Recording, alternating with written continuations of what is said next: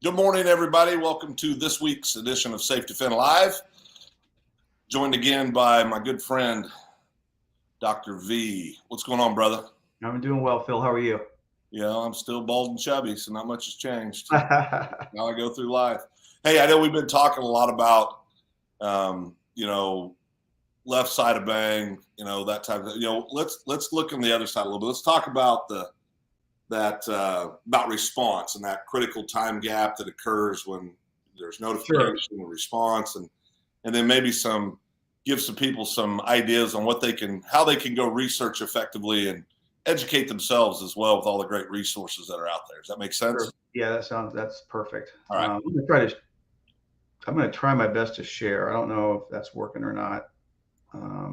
It showed up as its own screen down here. Did it? Okay. I'll just talk a little bit about it. Let me do this. Let me see if we can. Well, where did it go? It went away. Did it? Yeah, it went away. I was going to add it as a third screen, but there we go. All right. Let me see if this will work. There we go. Okay. So when I was in the behavioral science unit, one of the funnest things I ever had. Okay, you think about going in and talking to bad guys and everything, and doing all the crazy analysis and travel and everything like that. That was all really fun. But one of the things that I really enjoyed was I was asked by the Marine Corps to come over and consult on a program they were developing called Combat Hunter, and so the idea behind Combat Hunter, it involved like 2 or 3 different things they were focusing on, like tracking and things like that.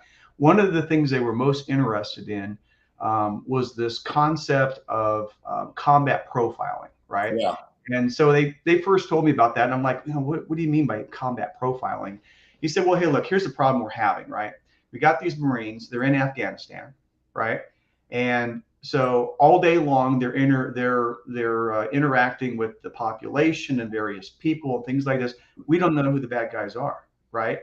And so because of that reaction time, right, and just trying to get good intel for all what they were doing with their operations, they wanted to have kind of like a real down and dirty way to assess kind of interactions of people. So a lot of it was proxemics, right? By looking at people and spaces, right? Like, for example, how people space each other when they're afraid of each other, when they're cautious, when they're friendly, who's the leader, who's not the leader, and things like this.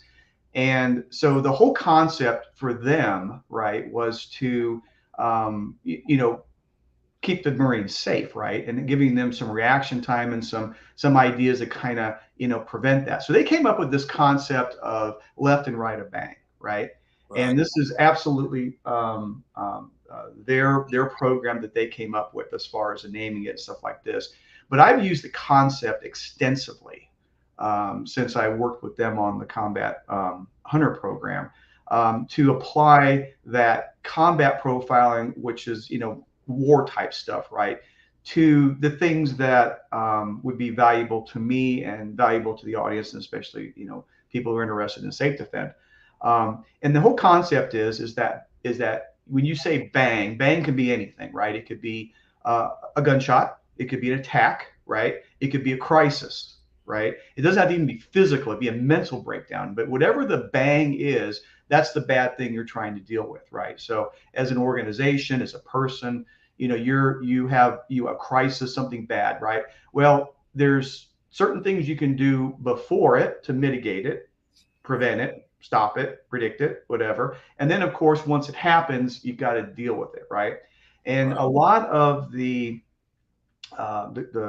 people that are doing active killer training and doing these various trainings, and a lot of the technology and the alert system notifications, things like this, are all kind of geared toward afterwards. And and part of that's media too, because we don't hear about anything. Obviously, we very rarely hear of stuff that was stopped. What we hear about is after it happens, and now we've got this mess.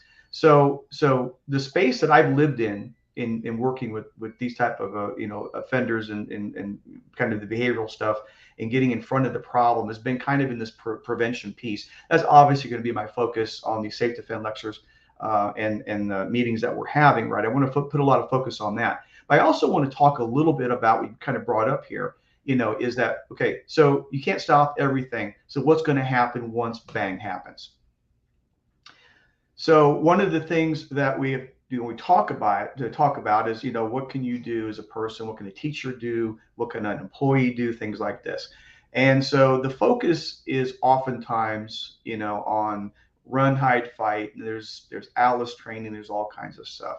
But essentially, the three things you can do, right, is you're either going to avoid, or you're going to evade, or you're going to engage, right, if you have to last minute.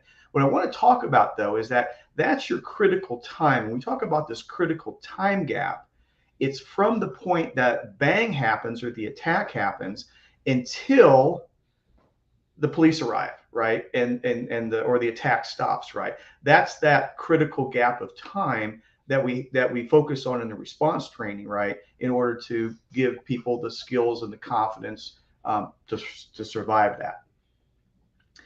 One of the things that is interesting on this is that we talk about response times from law enforcement, right? If you look at general response time, I mean, you come up with all kinds of numbers, right? But police response is not just they respond the same time to everything, right? They're priority. They're priority responses. Someone who's jaywalking, right, is not going to get the code red, right, come out there as it is for an active shooter situation, right? So you've got this range of priorities, right? And so the police themselves are actually pretty good about responding to active shooters. In fact, it's become such a problem, right? That they have to deal with, that they've got their average response time, if you can believe this, down to about 3 minutes nationally across the U.S. And nationally, 3 minutes is pretty good, right? We also look at how long are these events happen, right? These actual active shooter events, right? It's 5 minutes or less, right? 5 minutes or less, you can unload 30 rounds easily, right? Just bam, bam, bam, bam, bam, right? So you may on the surface say, well, gosh, it's 5 minutes, 3 minute response. Well, that's pretty good, right? So maybe it's not that big of a deal for me, right? Who's in the school, right? I'm the teacher, right? But what we forget to realize, though, is it's not about the time it takes from their notification to response, which might be 3 minutes, right? But what about the 10 minutes on average? This is a recent stat from the Bureau of Justice Statistics that I just read. Okay. It takes an average for a civilian or anyone to notify 911, an average of 10 minutes. So the response time to any one of these is actually 13 minutes, when 5 minutes after it starts, it's all over with. Right. And that's always the thing, right?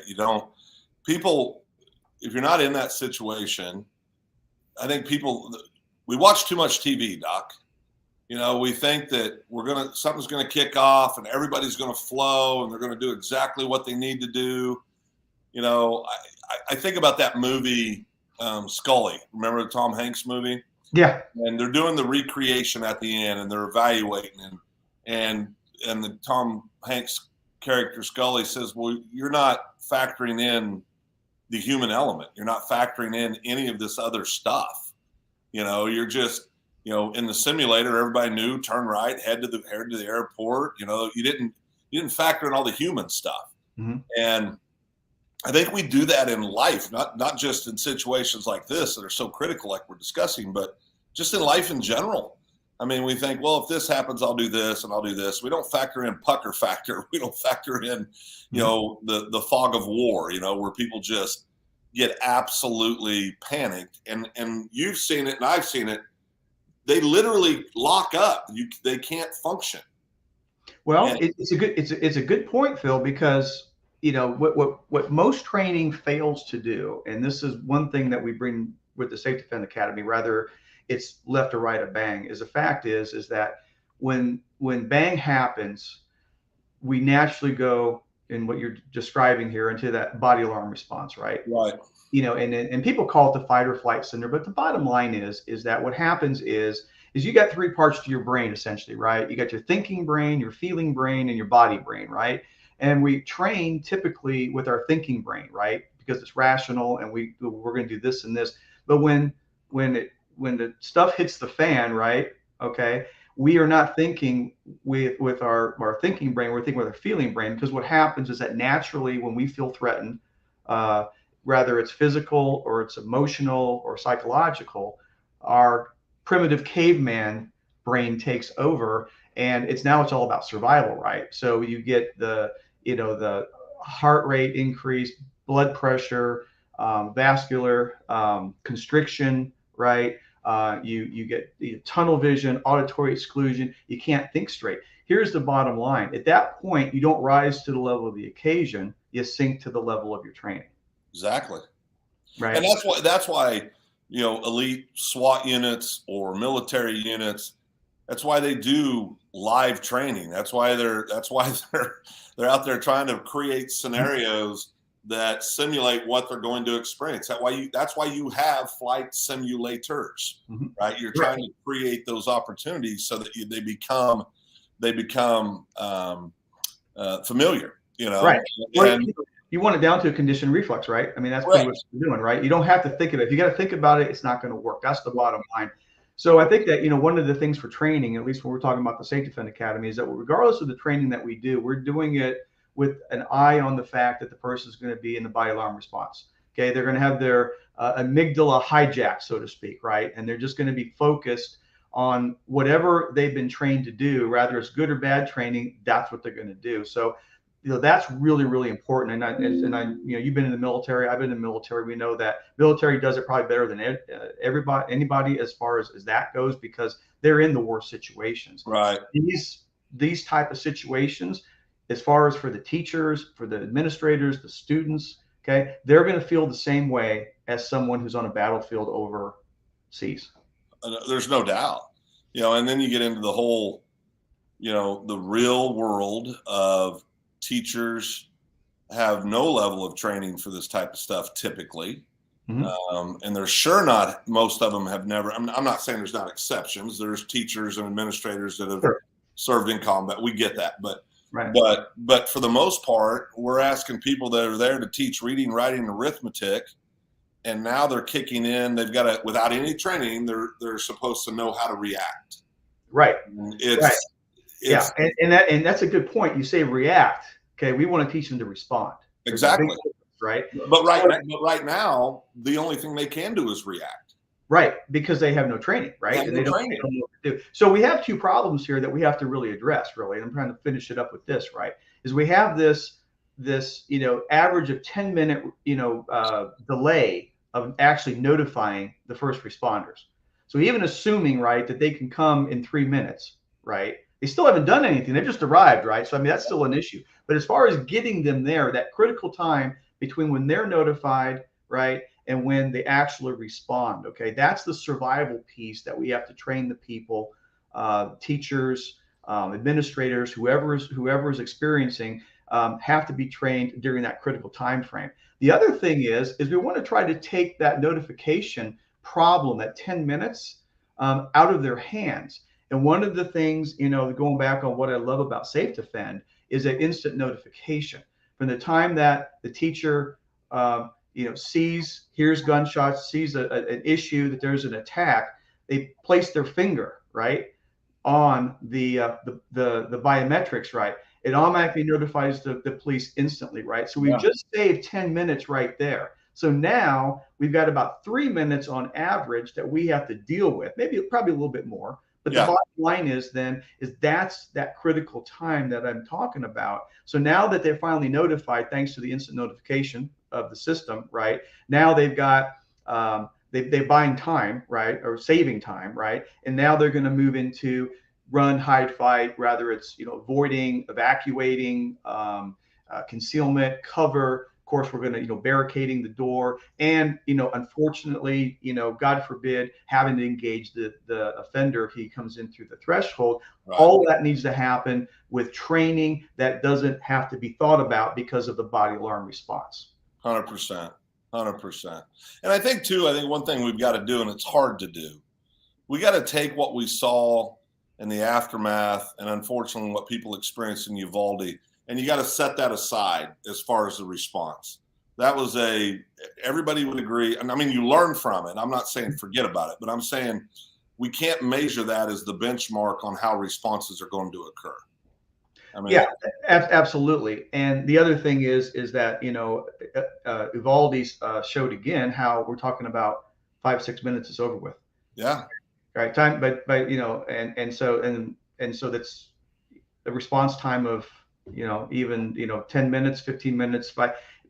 Once the police get there, they still haven't done anything. That's the other issue, right? Is that there's still more time that we can't even account for. So that critical time between bang and ending it, right?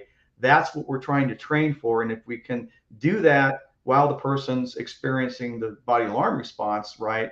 And we can get that notification out instantly to save that extra 10 minutes it takes on average, you're going to be in the best position, not only to survive, but actually thrive after it's over with.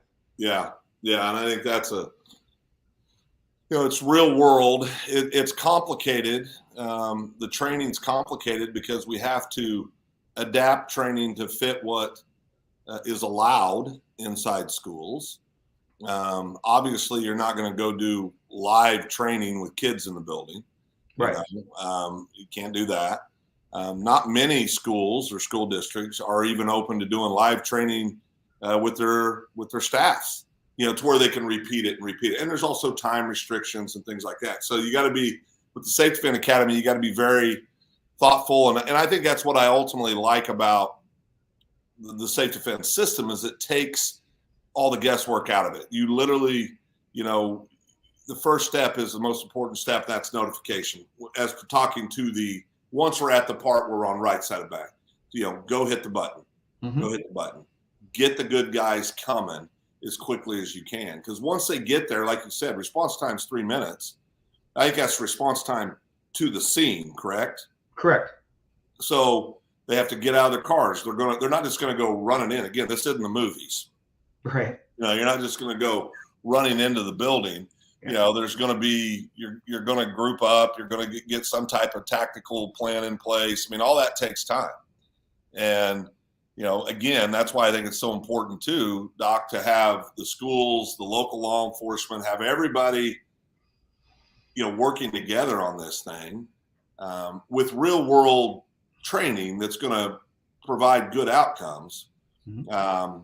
Because you've got to do as much as you can, understanding there are restrictions and limitations on how you can go about doing training. Certainly. And we have to work around those constraints. Always right. Constraints. Right. There's always money issue, there's time, and always time issue. Yeah, always time issue. Yeah. We'll talk a little bit about research real quick. Well, as I'm going through, doing the training, putting trainings together, stuff like this, you always want to try to base whatever number you're going to put out there, right? It needs to be based on statistics, right? And there's this old thing right up there is there's lies, there's damn lies, and there's statistics, right? And you can take any sort of statistic, right? And you can maneuver it, to fit what it is that you're trying to say, right? And we see this all the time to the point where, they're just, giving a portion of the statistics or not. What you have to look at on research, just generally, and I want to get too much into this because it's kind of geeky, but the bottom line is that, you have to have, when you're doing research and you're pulling statistics, you got to have a real critical eye when you're reading statistics on things that are polarizing, right? Politically polarizing, such as active killers, right? Yeah. Okay. So if you look at, these type of killers, if you're going to classify them before you start your statistics, you got to really read what the methodology, right? And so any good study, like you look at the FBI, you look at Secret Service, you look at Department of Education, you look at, a number of other, most of the most reliable sources, right, that aren't doing it from a business perspective, a profit perspective, or a political perspective, right, ideological perspective, right. But you try to go to those type of statistics, first if possible, right. So you want to go to that. You need to look at the methodology. What are they including when they say active shooter, right? And so that can really change things out, because you can look at active shooters Okay. But if you look at it from the bigger picture here, we're basically looking at what we call active killers, right? Because if you say active shooter, you're focusing on only those killers, right, that are using a firearm, right? And I have to, and so recently, most recent study out of the U.S. Secret Service, their Threat Assessment Center, when they're talking about school targeted violence, okay, 61% is firearms typically taken from their parents' house, right? And 39% is knives, edge weapons, with a Yeah. couple of Molotov cocktails and hatchets thrown in there, right? Yeah. Okay. So 39% is not guns, right? So if I'm basing my response, my protection, my physical security, right, on firearms, I'm going to miss the kid with the gun, with the knife. I'm going to miss the bomb. I'm going to miss the person who decides to take, jump into a pickup truck and run through the lobby and run everybody over, right? We had that happen, Doc, in Oklahoma just a couple of years ago, where an individual with a truck, there was some kids lined up for cross country practice and just murdered these kids with a vehicle. Yeah. We Yeah. also in Oklahoma had an acid incident where people threw acid on people. I mean, Yeah, I saw that one. That's terrible. It's just so unfortunate. I mean, it's just, anyway, we could But, talk but about yeah, but the bottom line is here is that if you're training to respond and training for the gun, you're going to miss a lot of other opportunities to prevent it, and you're going to opportunities to better stop the attack once it starts. So when you're looking at units, we call this units of measure, right? So your biggest unit of measure that I like to look at for stats is active killer. I'm not looking at only 3 people who were killed or 4 people, like what they consider mass shooting or mass killers, right? So if you kind of look at it from the standpoint of every active killer, regardless of how many people they hurt or killed, and regardless of what weapon they used, that's the best place to start for statistics, right? Now, very rarely do you have that. Okay, you don't even get that with the FBI. You got to look. You got to look further into specific studies, like what the Secret Service did. Active shooter stuff is out there. FBI has good active shooter stuff, right? But if you're looking at it in terms of like units of measure, you've got your active killer, which doesn't matter how many people are hurt or killed, and it doesn't matter what the weapon is. And your active shooter, right, which is killers that use guns or firearms, and then your mass killers, which basically are limited down to at least 3 or more people. So if you're talking about mass killings, you're only talking about killings where 3 or more people were hurt or injured, or killed or injured, right? And you're missing all the other ones where there's the 1, 2, or 3, right? So and then, is it brandishing a gun? Is there a shooting in the parking lot? Is it a suicide? And you start adding all that in to the so-called active shooter statistics, then it's skewed, and you got to be careful with that. And that's my point. Right. Well, Doc, I think we've covered a lot of ground today, and I really appreciate it. I really, when we first started getting to know one another, and you started talking left and right of bang, man, it gave a lot of clarity to how people should approach these things, right? And I really appreciate you and bringing that knowledge and that expertise to us, and most importantly, getting out to people and helping them. So with that, I'm going to tell you to have a wonderful weekend. Enjoy yourself, and we will talk to you soon. And thank all of you I know you guys, many of you come back in and rewatch the video, and we sure appreciate that. And we want your suggestions. If there's things that you'd like for us to talk about, if you'd like Dr. V to share about, don't be shy. Send us a message. If you're on the live, you can go on and post a comment, and we'll make sure and get those on there. But we appreciate all of you as well. So with that, we want to thank you and have a great weekend. Thank you, Phil. All right, brother. Take care. Bye-bye.